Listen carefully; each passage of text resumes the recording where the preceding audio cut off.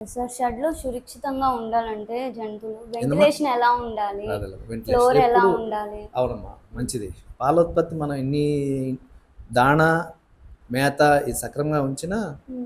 ఎప్పుడు లో lying area అంటే పశువుల్ని ఈ డౌన్వార్డ్ ఆ బయట ఏరియాలో ఉంచినప్పుడు కట్టేసేసి పెట్టేస్తారు. గుంటలో ఇది చేసినప్పుడు కొన్ని నీరు నిల్వ ఉండి పేడ కానీ మూత్రం ద్వారా నిల్వ ఉండి పశువులకు జబ్బులు వచ్చే అవకాశం ఉంటుంది.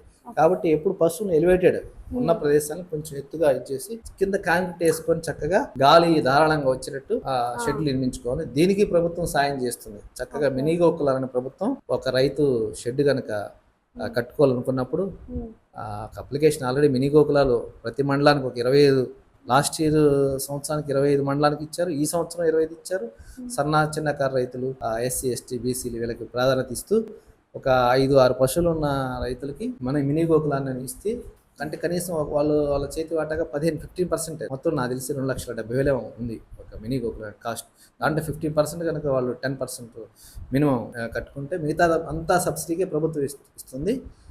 అలా ఈ సంవత్సరం కూడా మన ఈ 2 మండలాల్లో మినీ గోకులాలని అప్లికేషన్ పంపున్నాం.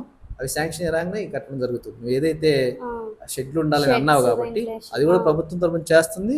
ప్రభుత్వం తరపు అందరం వాళ్ళు తమ తమ పశువుల్ని ఈ రకంగా ఏదైతే చెప్పామో కొద్దిగా ఎలివేటెడ్ ఏరియాలో వస్తూ గాలి ధారాళంగా ఉంటూ 2 పూట్ల అంటే ఎప్పుడు కట్టేసి ఉండే పశువులు అనుకోండి, ఎప్పుడు అక్కడే ఇంట్లో కట్టేసి పొలం పోకుండా పొలానికి మేతకు వెళ్లకుండా అక్కడే కట్టేసి ఉండే పశువుల్లో నీట్గా ఉండేది చూసుకోవాలి. 2-3 పూటలు పేడ తీసేయటం, శుభ్రంగా వాటర్తో ఫ్లష్ అవుట్ చేయటం, ఆ విధంగా జాగ్రత్తలు తీసుకుంటే జబ్బులు రాకుండా తద్వారా పాలు దిగుబడి. జబ్బులు రాలేదంటే అర్థం మనకి పాలు బాగిస్తుందనే అర్థం.